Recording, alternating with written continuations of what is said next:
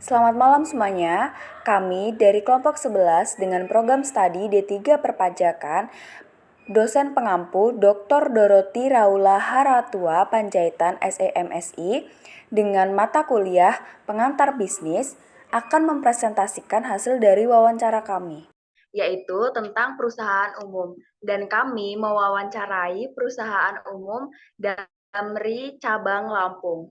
Baik, sebelumnya perkenalkan nama saya Katarina Ovimaita dengan NPM 23510510004. Perkenalkan, nama saya Rizka Rahmadani dengan NPM 23010510333.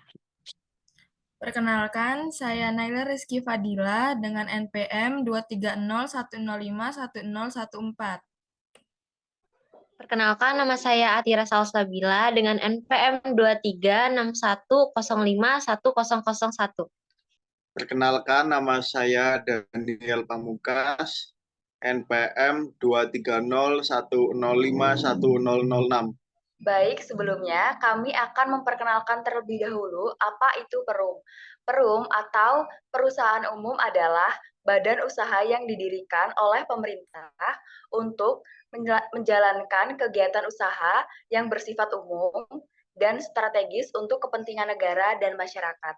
Nah, kenapa Damri itu masuk Perum? Karena dia bergerak di bidang pelayanan masyarakat atau badan usaha milik negara. Pertanyaan pertama yang kami ajukan ke pihak Damri adalah sejarah berdirinya Perusahaan Umum Damri. Nah, jadi Perusahaan Umum Damri ini kepanjangannya adalah Dejawatan Angkutan Motor Republik Indonesia yang didirikan pada tanggal 25 November 1946 berdasarkan maklumat Kementerian Perhubungan Republik Indonesia nomor 01-Damri-46 dengan tugas utamanya menyelenggarakan angkutan jasa dan barang. Nah, pada awalnya nih, Damri didirikan sebagai perusahaan milik negara yang bertujuan untuk menyediakan jasa angkutan yang aman, terjangkau, dan bekerja dalam masyarakat. Nah, Damri didirikan sebagai bagian dari upaya pemerintah Indonesia untuk menata kehidupan ekonomi. Damri terus berkembang dan mengalami perubahan status hukum menjadi perusahaan umum atau Perum.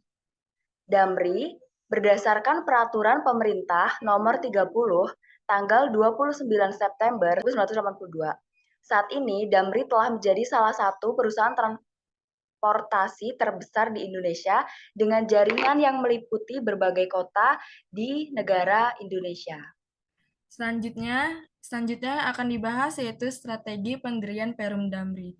Strategi Damri berfokus pada menyediakan layanan transportasi yang unggul dengan tarif serendah mungkin dan harus memastikan bahwa transportasi dapat diakses oleh semua orang. Strategi ini sejalan dengan misi pendirian Perum Damri, yaitu menyediakan layanan transportasi massal kepada masyarakat dengan tarif serendah mungkin sebagai badan usaha milik negara.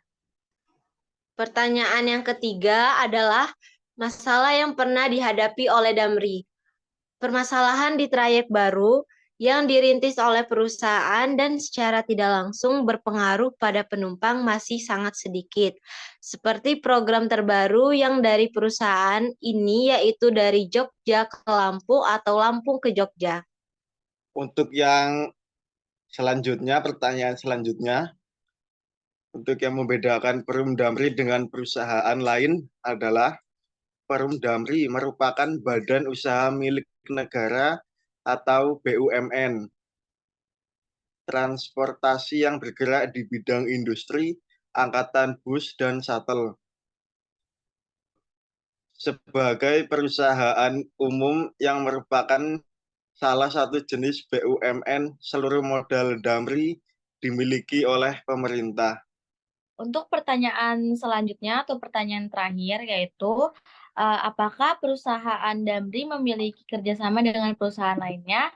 Nah, tentu saja setiap perusahaan itu harus memiliki kerjasama dengan perusahaan lain karena perusahaan tidak bisa berdiri sendiri. Nah, perusahaan Damri memiliki kerjasama dengan PT Pos Indonesia dan kereta api logistik. Oke, cukup sekian penjelasan dari saya.